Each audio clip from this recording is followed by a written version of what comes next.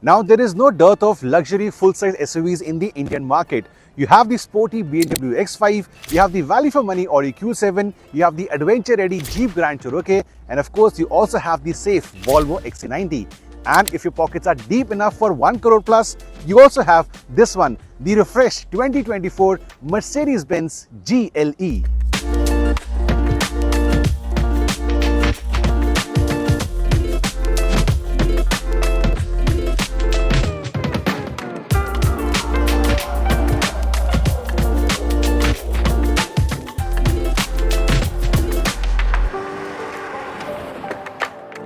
Now, the numbers first. This is an inline 6-cylinder 3-liter engine putting out 375 bhp of power and 500 Nm of torque. Now, there are 3 versions for the GLE, 2 diesel and 1 petrol, and all the engines also get a mild hybrid setup. This means additional whenever you want 20 bhp of power and 200 Nm of torque. Like all the rivals, the power can go to all the 4 wheels, and this is a 9-speed gearbox. So, continuing the numbers further, how quick is the GLE? Remember, it's a heavy, safe, full-size luxury SUV. The figures, the numbers, the run coming up for you guys.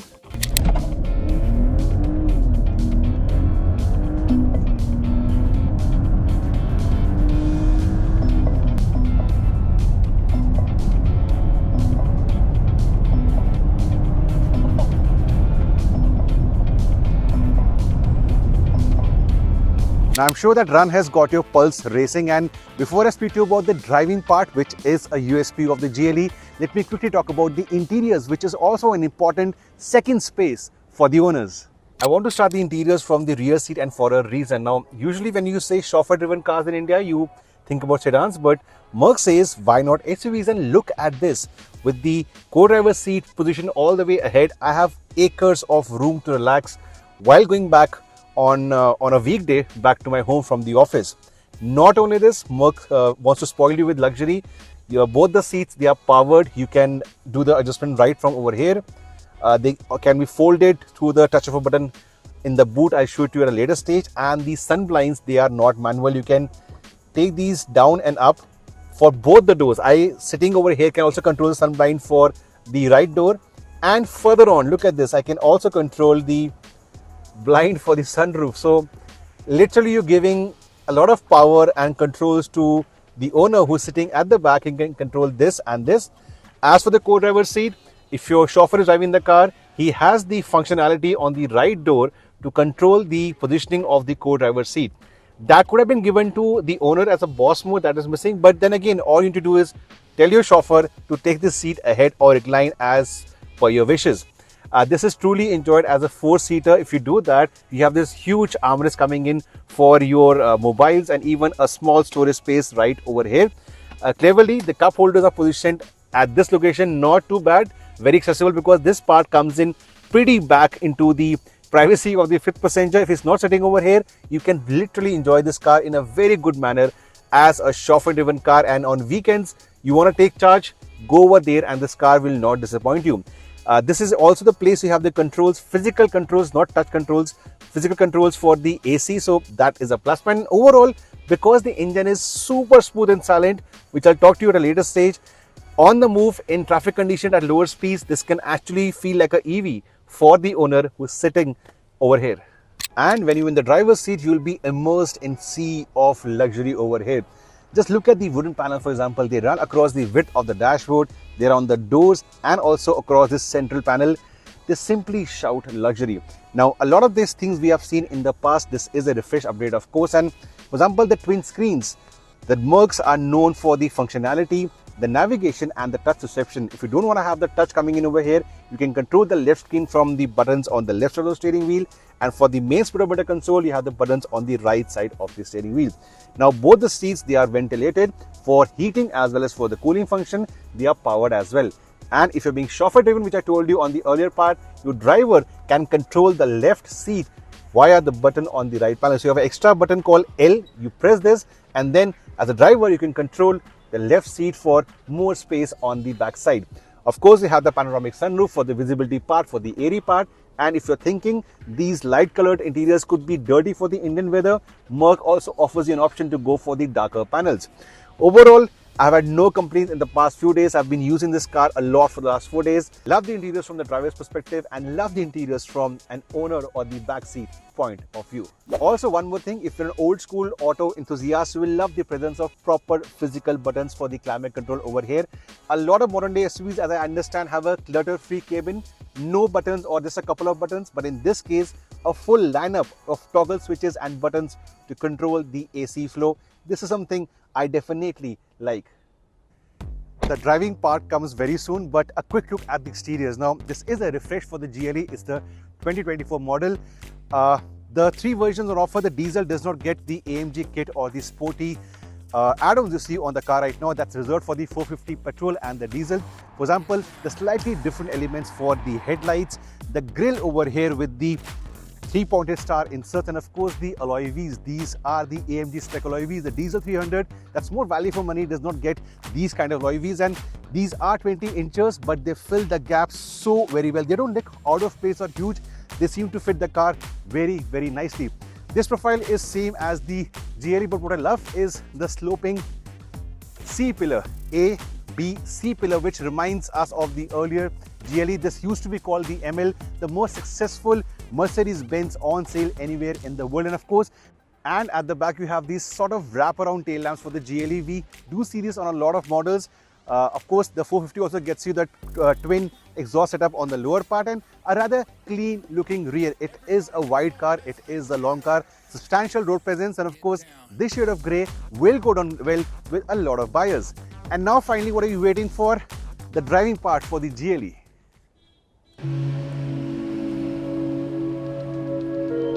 Right then, the driving experience of the GLE 450. Now, it's not only about the outright acceleration, it is a super quick SUV, but also about the availability of torque and power when you want that to happen.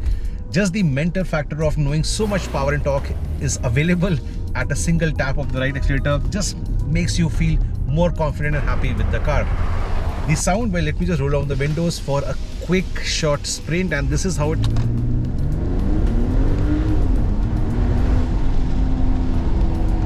Not too loud. I would have preferred the setup to be more vocal from the engine and the exhaust point of view, but on the inside, when you're not going fast, it feels like an EV car. It is so smooth, it is so silent. The intrusion of any sound from the petrol motor is completely missing. In traffic conditions, it's easy to just do what the GLE should do in traffic conditions, go with the flow. That is what your driver will be doing on the weekdays when you are sitting at the rear seat. But if you do take over, no complaints. It is so smooth, so silent. You want to get in on that small gap, you go down hard on the right pedal and the gearbox will drop 2, 3 or even 4 gears depending upon the speed and the intensity of the right pedal going down. Apart from that, when you have these twisties coming in, you do think that it's a long, heavy, tall SUV. There is some kind of body roll, but it's all a matter of getting used to the vehicle. I would have preferred a sport mode to dial in more sort of feedback from the steering and to firm the suspension. That is not there. There is no sport mode, only the off-road, comfort and eco mode. But then again, it's a matter of you getting used to the bulk of the vehicle, and once you do, you can push the GLE around corners at a very, very good pace, and you'll be surprised with the kind of speeds it can carry into curves and corners. Straight line stability, highway speeds, well, I've done a special run 160 kilometers that will come up very soon. At highway speeds, the stability factor remains. You can't go wrong with the GLE or the earlier MLs that were used to. They were known to be a mile muncher of sorts. So in terms of your power output and the torque output, it is quick. It will respond to your inputs on these curvy roads, and it will be a silent commute machine when you are seated at the back seat and your driver is doing the business. What about the ease of driving factor? I'll slow down to a 0. There is no one around, and look at this. The steering effort is really very less. It is a light steering setup, and I prefer this kind of things on a daily basis when you're in parking the car, taking tight turns into a small gap. The light steering just adds to the living factor. Of course, it is not a sporty out and out SUV for the enthusiast. If you want that, you can look at other options, but as an overall product, Merc knows their owners very well. As an overall product, you can't go wrong with the GLE. If you are from Delhi NCR, where the 10-year diesel ban is of a big tension for you, you can opt for the petrol. I do agree there's a huge gap between the ex-showroom price of the diesel and the petrol, but that does not go wasted. You get that kind of oomph and the performance from the setup, and of course a bit of noise factor for people on the outside.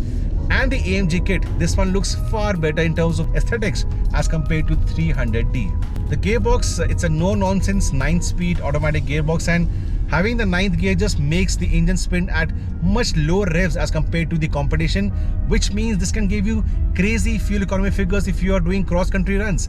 I've taken the GLE into my mile-munching mileage marathon series challenge, where I hyper-mile with a lot of cars, and the figure will shock you. That video comes out in a few days time.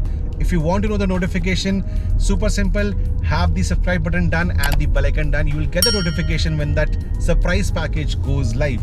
Also, I drove the GLC, the younger sibling of GLE, a few months back. That is a good package from Mercedes-Benz, far more of course in terms of the value for money part, and the pricing far less. So if you want to go for the GLC, not the E, you want to know my verdict, well, the link is currently on the screen as well as in the description section below. Other strong points, well, the seat comfort is something the GLE has always been known for, and from a driver's perspective, the seats are powered, they are cooled, they are heated, and you get a very good commanding view of the road ahead. I can see the bulges of the bonnet, the mirrors are large, useful, and there is a very helpful and useful 360-degree camera, which you can actually move around and see what is around the car in case you are in a tough parking situation. And then with the 450s, you also get the Airmatic suspension that is not available on the 300D. Basically means you can lift the car or take it down as per your needs. For example, you're putting some stuff into the boot of the car, with the press of a button, you can actually take the car down by a few millimeters. Likewise, with the off-road mode, you can actually have the car go up in case you are heading off the road for some kind of adventure. So this Airmatic is missing on the 300D, but it's very much there on the 450s. Last point, the ride quality with the 20-inch setup. Well, it's not as bad as you would think for the kind of tire size you have. It's mainly because of the suspension is set up more on the comfort side. It's not super plush, but it's not bad at all. I'm assuming with the 300D on the 19 setup, that will offer a slightly better ride quality. I'll give you an example. I'll just slightly go off the road, and the 20-inch setup is not disappointing. Overall, it's not too stiff, it's absorbing the undulations pretty well, and when I hit the tarmac back, it doesn't throw me around too much. If there has to be any shortcoming from a driver's perspective, it is that sometimes when you're off gas and you're going back to have a quick closing on a gap, the gearbox doesn't respond to you in a very quick manner. That's the only about shortcoming. I just came up a small tight curve, and when I went back on the gas, the gearbox took slightly more time than what I would have expected to get me going. That's just a small point that if Merc could work on.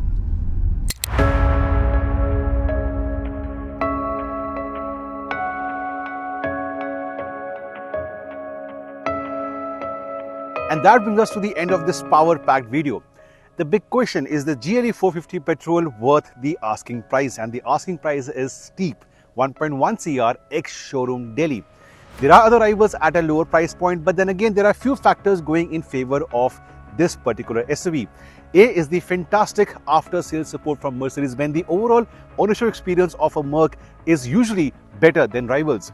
Second is the fantastic resale value, super strong brand recall. If you take these factors into consideration, the GLE 450, even at this price point, is a recommended buy. It is a powerhouse on wheels, and there is no shortcoming really with the vehicle. It's got split personalities. You can use this as a fantastic chauffeur-driven car, and you can enjoy this as a self-driven car as well. Once again, we have the video of the GLC on the channel, and we have a special video of the electric EQB going to the Siachen base camp in Ladakh. All those videos can be seen from the links you see in the description section below. As before guys, do not forget to subscribe to my channel and also hit the bell icon. Thank you so much.